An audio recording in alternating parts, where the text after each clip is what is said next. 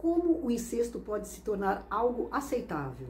Pois é, nos vilarejos rurais da Áustria do século XIX, as uniões consanguíneas aconteciam com frequência, como um padrão.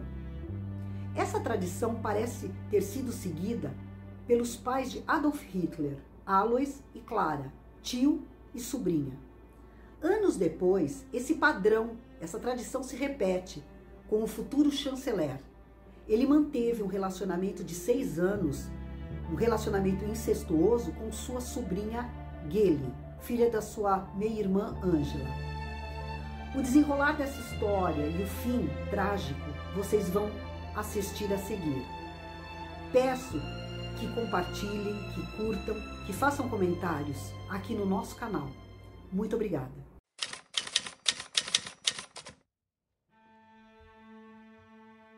Em 1928, Adolf Hitler convidou sua meia-irmã Angela Halbay e seus filhos para morarem em sua casa nas montanhas na Baviera, onde Angela seria sua governanta. Na ocasião, a filha mais velha de Angela, Geli Halbay, tinha 17 anos, e seu tio Adolf se apaixonou pela garota de forma desenfreada. Em pouco tempo, a jovem se tornou a preferida de Hitler e passou a acompanhá-lo em eventos sociais e políticos do Partido Nazista. Em 1930, Hitler se mudou para um amplo e luxuoso apartamento em Munique, apenas com sua sobrinha. Ele desfilava de braços dados com Geli, levando-a a cafés, reuniões sociais e espetáculos. Nesta época, o poder político de Hitler estava em ascensão, e Geli deixou de ser a filha da governanta para ser a rainha da corte do chamado Rei de Munique. No entanto, para Geli, ser cortejada e adulada revelou um tio cada vez mais possessivo e controlador. As cenas de ciúmes passaram a ser rotineiras e Geli, se sentindo sufocada, quis se libertar da posse zelosa que o tio impunha e que não passava de uma obsessão doentia. Geli quis se mudar para Viena e assumir seu romance com o motorista de Hitler, M. Morris, uma relação que era proibida pelo tio, e que provocou um severo desentendimento entre os dois, antes de Hitler partir para um comício em Hamburgo.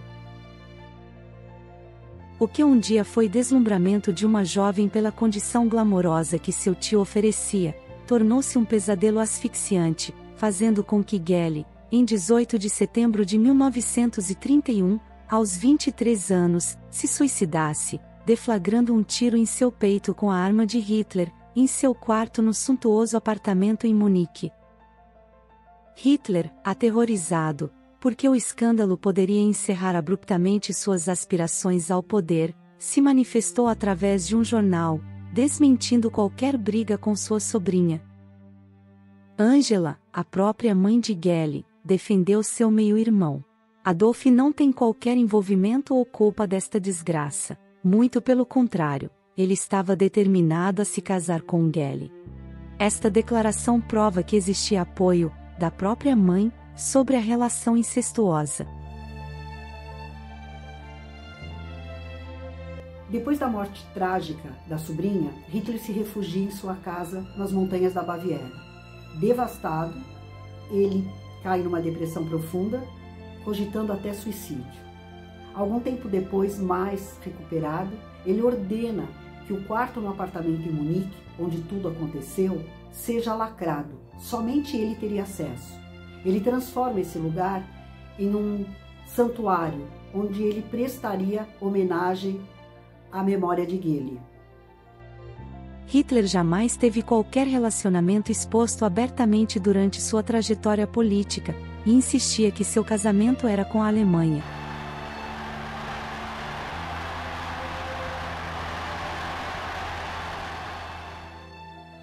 Otto Strasser, seu principal rival dentro do partido nazista, declarou que, segundo o desabafo da própria Geli, o tio pedia à garota para fazer coisas simplesmente nojentas com todo tipo de depravação sexual para que sentisse prazer, incluindo urinar e defecar sobre ele. Já o fotógrafo particular de Hitler, Heinrich Hoffmann, acreditava que Geli poderia ser a única mulher com quem Adolf poderia ter se casado. O segundo homem do partido, Hermann Göring, declarou: a morte de Geli foi a última gota de humanidade que restava em Hitler. Tudo indica que o Führer se tornou vegetariano após a morte de Geli. Toda vez que ele via carne, ele relacionava ao cadáver dela. E não deixava de fazer críticas severas aos consumidores, alegando que eles estavam se alimentando de cadáveres. O ditador era avesso ao contato físico e acreditava que o sexo era algo repugnante que servia de porta aberta para que o puro sangue ariano fosse contaminado. Em seu infame livro, Mein Kampf, Minha Luta, Hitler dedica uma dezena de páginas condenando a prostituição, causadora da proliferação de doenças venéreas. Segundo o relatório elaborado pelo psicanalista Walter Langer, em 1943, a psicopatologia sexual extremamente perversa de Hitler estaria ligada à relação disfuncional de seu pai e sua mãe. O que se revelou foi uma criatura abominável, socialmente inapta, incapaz de estabelecer laços afetivos.